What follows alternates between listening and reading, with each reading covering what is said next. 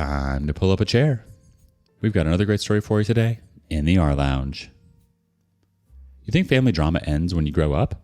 Nope. Sometimes it just puts on a new dress and shows up at your wedding.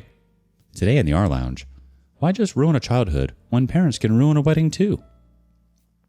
Parents skipped my wedding for my sister's promotion party. I uninvited them, and now they're furious. I, 28 female, am about to be married next month to my boyfriend of 7 years. What is supposed to be a happy period of my life is turning into turmoil. I have ranted about this several times to my fiancé, but still, I'm not able to get over all the trauma I have been through. I don't want to bother him, hence writing it here to get this off of my head. And no, it's not about him. He's perfect. The reason is my twin sister, Gift. We're non-identical twins. Thank God. I don't want to see her face when I see myself in the mirror. She's 7 minutes older than me, and that has been the highlight of her life. And you know what's the ugly truth of my life? I'm unwanted. My parents never wanted me. They only wanted one child and were disheartened to know it's a twin. They had to accept me because I came in a package. They were too broke to have 2 kids and not so cool to remain childless or to set me up for adoption. So right from birth, I was more of a burden than a blessing. My father because he had to bear the financial burden of 2 children, and my mother because she had to nurse and raise twins. Mom had to leave her part-time job because she couldn't juggle so many responsibilities. My father took up another job to support the family. When we were toddlers, anytime my parents went for a trip, I was shipped off to my grandparents. They said it was too daunting to manage 2 toddlers at a public place, but why? It was always me who was shoved away. Mom claimed Gift was easier to manage.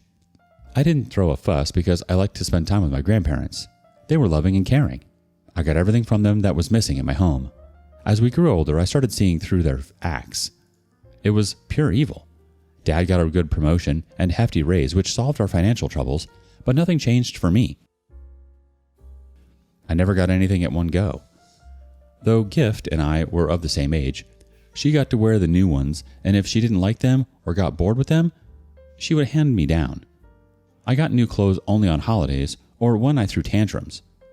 See, this is how a temper child gets raised. A baby is not born with a temper. It took me years to get rid of my temper. It somehow became my defense mechanism to get things done at home. How would you feel when on every single birthday, your sister cuts the cake first and then you get to cut? How stupid and embarrassing it was. When I was old enough to understand, I stopped inviting my friends because they would just make fun of me later. By the time I was 7, I made it clear that either get me another cake or I would stop celebrating it altogether. My mom said they cannot afford 2 cakes. So either I suck it up or hole up inside the room on the birthday. I chose the latter and my parents yelled, "Why are you so difficult? Why can't you be like your sister?" In front of the relatives, they painted me as a rebellious child who doesn't understand their parents. That's how I was painted, as the troublemaker. I was 11 when I started going to sleepovers at my friends. My parents didn't stop me from doing anything until I didn't bother them. The love I didn't get at home, I sought it outside. I made amazing friends who are still my support system.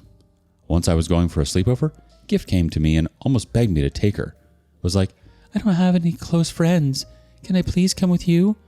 I knew that my parents were so protective of her that they almost suffocated her. I felt bad and tagged her along. At the sleepover, she acted desperate and intrusive, trying too hard to please everyone. Became too clingy towards my friends after that night. Later, my friends told me not to bring her, as none of them liked her desperation. Next time, when I was going out, she got ready and stood by the door before me.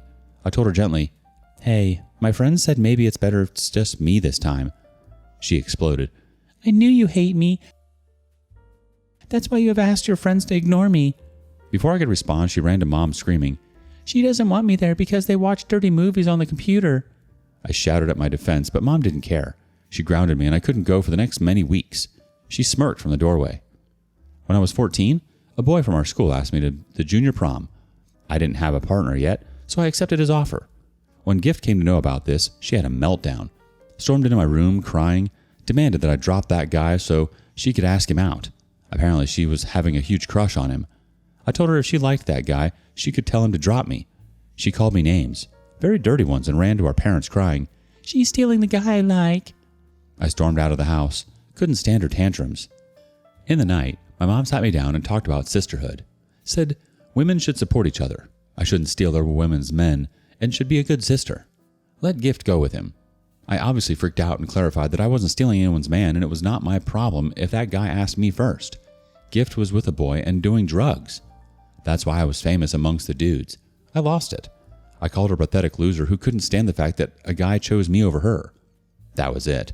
She punched me in my face, and the next thing I remember, I was holding tissues to my face to stop the blood gushing out from it.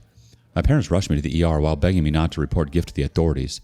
Had they not mentioned this, I had no clue I could tell on her. They said if the doctors asked what happened, just tell them that you fell down on your face and got hurt. I remained silent, contemplating what to do. Even then, they were not sorry. They didn't get mad at Gift. While leaving, Mom hugged and asked her to go to sleep without any worries. They'll take care of the matter. At the ER, the doctor asked them what happened. They said I slipped and fell on my face and got hurt. The nurse said it looks like someone has punched me. My mom faked laughter, twisted her lips and said, "She's the aggressive one in our family. Who do you think has the balls to lay hands on her?" I was like, you know what? I'm done pretending. I told the truth to the nurse.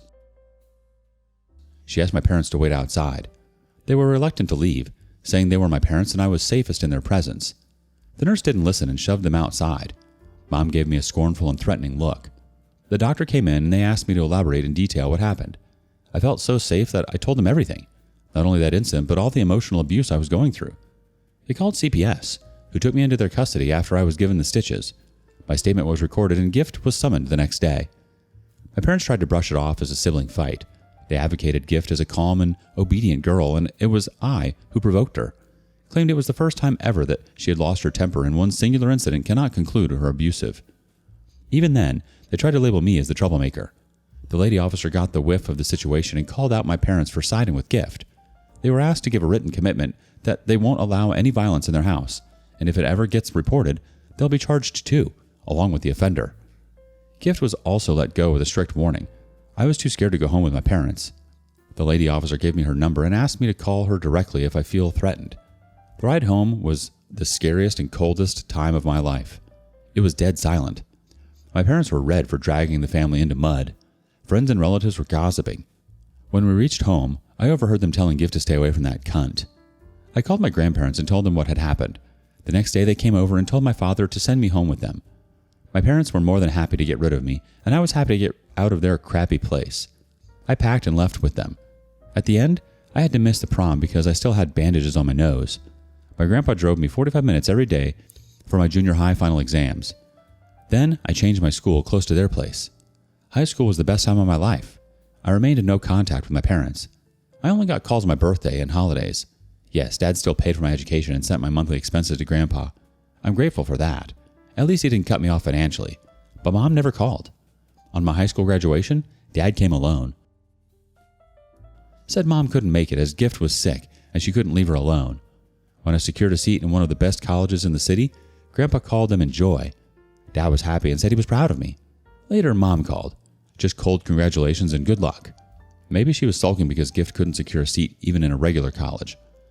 When the relatives talked about my achievement, Mom would brush it off and said Gift could not excel because she was dealing with depression due to that CPS case. She blamed me for ruining her life. I couldn't care less. I moved on with my life, got into college, secured a job while still in my final year. As expected, Dad showed up alone on my college graduation day and cited some crappy reason for Mom's absence. Fast forward to now. I'm marrying the love of my life in 2 months. When my mom got to know, she called me, after ages, asking about my fiancé. Asked me why I didn't introduce them to him and his family. I said I didn't feel the need. My fiancé has met my grandparents and they loved him, which is enough for me.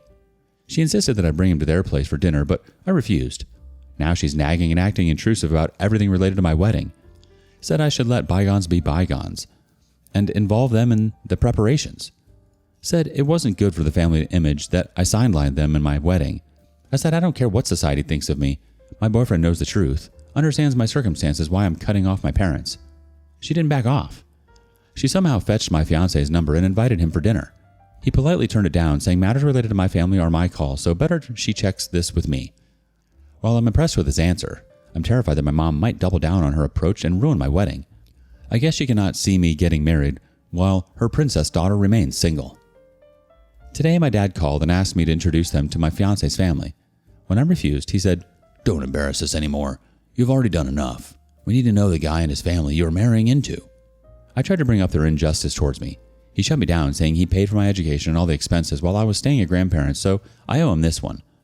He wrapped up the call saying they want to fix things between us and genuinely wanted to be a part of my big day. A part of me wants to reconcile and let go of the bitterness, but I'm still skeptical. Has anyone been through a similar experience? How do you deal with this family complexity? Your instincts are spot on. This isn't about love, it's about appearances. They want to save face with the family image, not make amends for the way they treated you.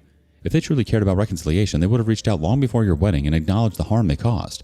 Instead, they're still dismissing your experiences and trying to guilt you with the whole, "We paid for your education, you owe us" line. Update 1. Thanks for such lovely support, folks. So I contemplated what my dad said and decided to give them a chance. My fiance and I went for dinner. Thank goodness, Gift didn't turn up and it was a nice evening. My parents were polite and talked only good stuff about me. When we were leaving, Dad hugged me and said he was proud of me. Mom told my fiance to take care of me. On the drive back, I thought maybe I was holding a grudge a little too long and it was worth the shot. Since then, Mom checked in regularly for the wedding preps. I feel light and better that finally we were able to fix our differences. 2 weeks before the wedding, Mom asked me about my bridal team and I gave her the names of my friends. She was like, "Why is your sister not in this list?" I was shocked. I mean, is that even a question? The last time we talked was when she knocked me down. Mom insisted that I forget and move on. I shot back, "Why should I?" She didn't even apologize or reach out to me after that incident. Mom grunted, "Neither did you. You also never apologized for dragging her to CPS for such a minor thing. She was barely 14 when you exposed her to the authorities. Do you realize how traumatized she has been since then?" I freaked out. "Minor thing? She broke my nose. I had to get stitches, which took months to heal. Went to give my junior high exams with those bandages. I missed the prom." She cut me halfway. "Bury the past. Send her the invite and ask her to be your bridesmaid. I'm sure she'll come around. She has a big heart." Big heart, my butt. I made it clear I don't want her in my life, neither as a bridesmaid nor even as a guest. She doesn't exist for me. I hung up. Since then, Mom went cold. No more calls, no more wedding check-ins, nothing. At first it stung, but then I reminded myself, this has been the pattern all my life. The silent treatment, the guilt trips, the punishment for not putting Gift first. I told myself, it's fine. I don't need them. I went on with my preparations. I was expecting them to at least show up for the wedding, even if it's just for appearances. They'll want to save face in front of relatives. Apparently, I still gave them too much credit. The day before my wedding, Dad called. My stomach dropped before I even picked up. I just had this feeling that something's wrong. He didn't even sound guilty when he said it. "We won't be able to make it. We're attending Gift's promotion party." I went numb. Literally couldn't breathe for a few seconds. They were sacrificing my wedding for my sister's stupid party. It was evident that she organized the party on the same day as my wedding to create this conflict. The sad part is my parents could have told her to shift the dates, but no. Instead of walking me down the aisle and witnessing me exchanging vows, they chose to attend her party. I didn't even argue, just hung up without a word. Then the tears came hard and fast. I broke down. When my fiancé saw me in that condition, I kept saying over and over, "I don't have anyone to walk me down the aisle. I don't have parents." He held me tight and let me rant for as long as I wanted. Then he said, "But you do have parents, your grandparents, the people who actually raised you, who said only your bio father can walk you down." It hit me. He was right. I still had family. I called my grandpa and told him what happened. I swear there was silence on the other end for a moment, like he couldn't even believe his son would sink that low. Then he said, "Sweetheart, of course we'll walk you down. It would be the greatest honor of our lives. We didn't have a daughter to experience this joy. Thank you for considering us." I cried again, but this time from relief. After I hung up, Grandpa called Dad, and apparently he let him have it. My dad hates being criticized, especially by his own parents. So within a few minutes, my phone rang again. For a split second, I thought maybe, just maybe, he had changed his mind. That he was going to say, "We'll be there tomorrow." But no, he was screaming as soon as I answered, accusing me of dragging his parents into this and ruining his relationship with them. He had the audacity to tell me to cancel on my grandparents. Said, "If that's needed to save my family name, I'll attend it. But don't ever try to bring me down in front of the world." My blood boiled. If he were not my father, I would have given him an earful. I bit my tongue and said, "Don't bother. You're not walking me down anymore. Someone worthy has taken that spot. You're no longer invited to my wedding." I could hear Mom shrieking in the background, calling me the same old troublemaker, saying my temper would ruin my marriage the same way it ruined their family. It was like, "Let's see what your in-laws think when they find out your own parents didn't even bother to come to your wedding. That tells a lot about you." I didn't even give her the satisfaction of a response. I hung up and blocked them both. Then I uninvited them for my wedding. In response to that, Dad sent a long, self-congratulatory list of all of the favors he's done for me, paying for my tuition, covering expenses, food, and clothes. As if the bare minimum of parenting was some monumental debt I'll never repay. I didn't finish reading it and deleted it. I thought my wedding would be ruined forever. It wasn't. It was beautiful. My grandparents walked me down the aisle, holding my hand so tightly I thought they'd never let go. Right before I stepped into the ceremony, my grandma whispered, "We're always there for you, baby. If it ever gets rough, you know where to come." My friends were crying, my grandparents were crying, and when my husband looked at me as I walked toward him, I swear everything else disappeared. My grandpa's eyes were wet the entire time, and when he placed my hand into my husband's, he said, "Take care of her. She's our whole world." I looked around and saw only love. I didn't feel the absence of my parents at all. Not really. I realized I never truly had them to begin with. The ceremony itself was magical. My fiance's family welcomed me like I was already theirs. They knew my family dynamics and didn't mind my parents' absence. The reception was pure joy. My grandpa gave a toast that had everyone tearing up. He said, "We may not have been her parents, but we raised her with all the love we had. And today, seeing her happy and cherished, we feel like the luckiest people alive." The entire room clapped and stood up for him, and then my grandma danced with me. Just a slow, swaying dance where she kept telling me, "You're not alone anymore. You'll never be alone again." For once in my life, I wasn't the kid shoved to the sidelines. I was the center. Not because people were forced to look at me, but because they wanted to. Here's the kicker. After the wedding, I shared my professional photos on social media. I didn't do it to be petty. Did it because I wanted to celebrate the people who actually showed up for me, who raised me, who loved me. In every single one, I replaced the role of parents with my grandparents. Them helping me get ready, them walking me down, them giving speeches, them in the family portraits. I captioned one of the posts, "The people who raised me, stood by me, and loved me unconditionally. My real parents." Those photos stirred up a hornet's nest. It went a little viral in my extended family circle. Relatives and family friends were all commenting about how touching and beautiful it was. Guess who lost their minds? Yep, my actual parents. They called my grandparents, screaming that I erased them from my life, and they stole their daughter. Dad said I humiliated them by flaunting those photos. Gift put up a status saying, "Thanks for making my party the talk of the family. Everyone said it was better than someone's wedding anyway." She's not added to my social circle. A distant cousin sent me a screenshot of that. My husband and I laughed over it and moved on. I'm so glad you went through with the dinner and gave them that last chance, because now you know, with crystal clarity, that they'll never change. They dangled a little politeness to lure you back in, then went right back to their old script. That "she has a big heart" line nearly made me choke. Your parents' little meltdown after the fact just proves you hit a nerve. They weren't angry because you cut them out. They were angry because you celebrated without them and still had joy. People like that can't stand being irrelevant. You didn't lose parents. You simply recognized who your real parents have been all along. What do you make of this? And thank you for joining us today in the rLounge. Be sure to like and subscribe and hit that notification bell so you don't miss out on our next video. Until next time. And please put your chair back where you found it.